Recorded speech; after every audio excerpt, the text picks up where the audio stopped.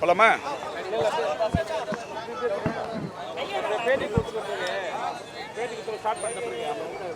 கடந்த மாதம் கோட்டூர் பகுதியில் நடைபெற்ற நிகழ்ச்சி ஒன்றில் இந்த பகுதியைச் சேர்ந்த திரு சுப்பிரமணியம் என்கின்ற ஒரு சமூக ஆர்வலர் கோட்டூர் பகுதியிலிருந்து சைதாப்பேட்டையில் அமையப்பட்டிருக்கிற கலைஞர் நூற்றாண்டு உயர் சிறப்பு மருத்துவமனையில் சிகிச்சை பெறுவதற்கு ஏதுவாக ஒரு சிற்றுந்து வசதி இருந்தால் மிக சிறப்பாக இருக்கும் என்கின்ற வகையில் அவருடைய கோரிக்கை வைத்தார்கள். அந்த கோரிக்கையை இந்த பகுதி மக்கள் பலரும் கூட முன்மொழிந்தார்கள். அந்த வகையில் இன்றைக்கு மாண்புமிகு தமிழ்நாட்டின் முதலமைச்சருடைய வழிகாட்டுதலை பெற்று மாண்புமிகு போக்குவரத்து துறை அமைச்சர் இனிய சகோதரர் சிவசங்கரன் அவர்களுடைய வழிகாட்டுதலையும் பெற்று பெருமதிப்பிற்குரிய மேலாண்மை இயக்குனர் அவர்கள் முன்னிலையில் இன்றைக்கு S30K என்கின்ற ஒரு சிற்றுந்து வசதி தொடங்கி வைக்கப்படுகிறது. கோட்டூர் ரயில்வே ஸ்டேஷன் அருகிலிருந்து, பறக்கும் ரயில்வே நிலையம் அருகிலிருந்து புறப்படுகிற இந்த சிற்றுந்து என்பது இந்த கோட்டூரை கடந்து பொன்னியம்மன் கோயில் தெரு போன்ற வழியாக சென்று கோட்டூர்புரத்தை கடந்து நந்தனம் தேவர் சிலையை கடந்து சைதாப்பேட்டையில் ஜோன் சாலை, பஜார் சாலை, அதேபோல் ஆலந்தூர் சாலை போன்ற பகுதிகள் வழியே கலைஞர் நூற்றாண்டு உயர் சிறப்பு மருத்துவமனையை சென்றடையவிருக்கிறது. இந்த சிற்றுந்து வசதி இங்கே அமையப்பெற்றிருப்பதற்கு பின்னால் சைதை தொகுதியில் இருக்கிற 50% மேலான பொதுமக்கள் நம்முடைய கலைஞர் நூற்றாண்டு உயர் சிறப்பு மருத்துவமனையின் மருத்துவ சேவையை சிறப்பாக பெற்றுக்கொள்வதற்கு ஏதுவாக இருக்கும் என்கின்ற வகையில் சிற்றுந்து இப்பொழுது தொடங்கி வைக்கப்பட்டிருக்கிறது.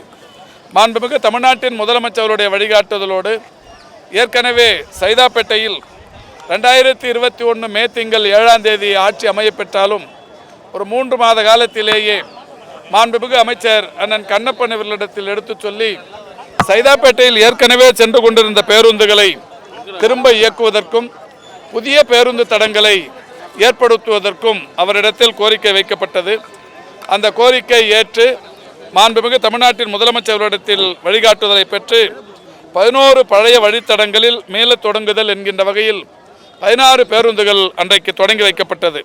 2021 ஆகஸ்ட் திங்கள் 12ஆம் தேதி தொடங்கி வைக்கப்பட்ட இந்த 11 வழித்தடங்களிலும் இன்றைக்கு கோட்டூர்புரம் முதல் அம்பத்தூர் ஓட்டி, டிஃபென்ஸ் காலனி முதல் அசோக் நகர் ரயில்வே ஸ்டேஷன், கிண்டி திருவிக்கா எஸ்டேட்டிலிருந்து பட்டாபிராம், மேற்கு சைதாப்பேட்டையிலிருந்து குன்றத்தூர், மேற்கு சைதாப்பேட்டையிலிருந்து தண்டையார்பேட்டை டோல்கேட், ஈக்காட்டு தாங்கலிலிருந்து பிராட்வே, ஈக்காட்டு தாங்கலிலிருந்து சுங்குவார் சத்திரம், ஈக்காட்டு தாங்கலிலிருந்து வெள்ளவேடு, கோட்டூர்புரம் முதல் பிராட்வே, சைதாப்பேட்டையிலிருந்து பெரம்பூருக்கு 2 பேருந்துகள் என்கின்ற வகையில், அதேபோல் பிராட்வேயிலிருந்து பூந்தமல்லி சைதாப்பேட்டை வழியாக 4 பேருந்துகள் என்கின்ற வகையில் 16 பேருந்துகள் மீள தொடங்குதல் என்கின்ற வகையில் பழைய வழித்தடங்கள் நிறுத்தி வைக்கப்பட்டிருந்த, கடந்த கால ஆட்சியில் நிறுத்தி வைக்கப்பட்டிருந்த வழித்தடங்கள் மீண்டும் இயக்கப்பட்டு இன்றைக்கு மிக சிறப்பான வகையில் சென்று கொண்டிருக்கிறது. அதே நாளில்தான் சைதாப்பேட்டையில் புதிய வழித்தடங்கள் 8 இடங்களில் வேண்டும் என்கின்ற கோரிக்கை வைக்கப்பட்டது.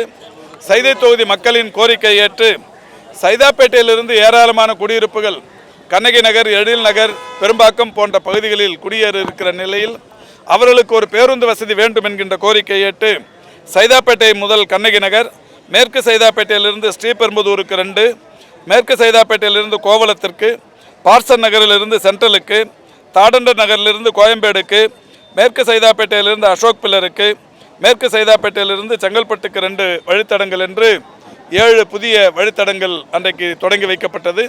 8வது புதிய வழித்தடமாக கலைஞர் நூற்றாண்டு உயர் சிறப்பு மருத்துவமனை முதல் கோட்டூர் ரயில்வே ஸ்டேஷன் வரையிலான இந்த சிற்றுந்து இன்றைக்கு தொடங்கி வைக்கப்பட்டிருக்கிறது. இதன் மூலம் சைதை தொகுதி மக்கள் மிக சிறப்பான வகையில் பயன்பெறுவார்கள். மருத்துவ சேவை பெறுவதற்கு இது பெரிய அளவிலான உதவியாக இருக்கும் என்கின்ற வகையில் இது தொடங்கி வைக்கப்பட்டிருக்கிறது. இதே நாளில் சைதை தொகுதி மக்கள் மகளிர் பயன்பெறுகிற வகையில் ஏற்கனவே சைதாப்பேட்டையில் குறிப்பாக மாந்தோப்பு பள்ளி அருகே மகளிருக்கான ஒரு பிரத்யேகமான உடற்பயிற்சி கூடம் ஒன்று எங்களால் திறந்து வைக்கப்பட்டது. இப்பொழுது 2வது மகளிருக்கான உடற்பயிற்சி கூடத்தை பெருமதிப்பிற்குரிய மண்டல குழுவின் தலைவர் திரு துரைராஜ் அவர்கள் தொடர்ந்து முயற்சி மேற்கொண்டு பள்ளிப்பட்டு ஸ்ரீராம் நகர் போன்ற பகுதிகளில் இருக்கிற மகளிர் பயன்பெறுகிற வகையில் இன்றைக்கு அந்த உடற்பயிற்சி கூடத்திற்கான பணிகளும் தொடங்கி வைக்கப்படவிருக்கிறது. இல்லை, அதுதான் அது குறித்து ஏற்கனவே தெளிவாக சொல்லியிருக்கிறோம். ஹெச்எம்பியை பொறுத்தவரை சாதாரணமாக இன்றைக்கி அதில் யாருக்கும் எந்த விதமான பாதிப்பும் இல்லை என்கின்ற வகையிலேயும் 3 முதல் 5 நாட்கள் வரை சளி, இருமல், தொண்டை வலி போன்ற பல்வேறு பாதிப்புகள் மட்டுமே இருக்கும் என்கின்ற நிலையிலேயும் அந்த இது பரவியது. அதுவும் கூட குறிப்பாக அந்த பருவமழை காலங்களில் தான் அது பரவுவது என்பது அதிகரிக்கும். அந்த வகையில் இப்போது அது மிக மிக கட்டுக்குள் இருக்கிறது. அதற்கு சிகிச்சையும் இல்லை, பிரத்யேகமான மருந்து வசதிகளும் இல்லை. எனவே அது குறித்து பெரிய அளவில் பதட்டப்படவோ பயப்பட வேண்டிய அவசியமும் இல்லை. எல்லாருமே நலமுடன் இருக்கிறார்கள். புதிதாக வர்றவங்களும் ஒரு 3-4 நாளில் சரியாயிடுவாங்க. அந்த மாதிரி எந்த விதமான பாதிப்பும் இல்லை. இல்லை, இந்த மாதிரி நேரங்களில் நம்ம காய்ச்சிய குடிநீரை பருகுவது, இந்த மாதிரி நிறைய எல்லாத்துக்கும் மேலே உடற்பயிற்சி ரொம்ப அவசியம். ஏன்னா உடலில் நோய் எதிர்ப்பு சக்தி குறைவாகும் போது எந்த விதமான சிறிய அளவிலான வைரஸ் பாதிப்பாக இருந்தாலும் உடலை பெருசாக பாதிக்கும். இந்த மாதிரி நேரங்களில் நம்ம அந்த உடற்பயிற்சிக்கு முக்கியத்துவம் தருவது, நல்ல உணவு பழக்க வழக்கங்களை கொண்டு வருவது, தனி மனித ஒழுக்கத்தை கடைபிடிப்பது என்பது பொதுவாகவே எல்லோருக்குமே நல்லது.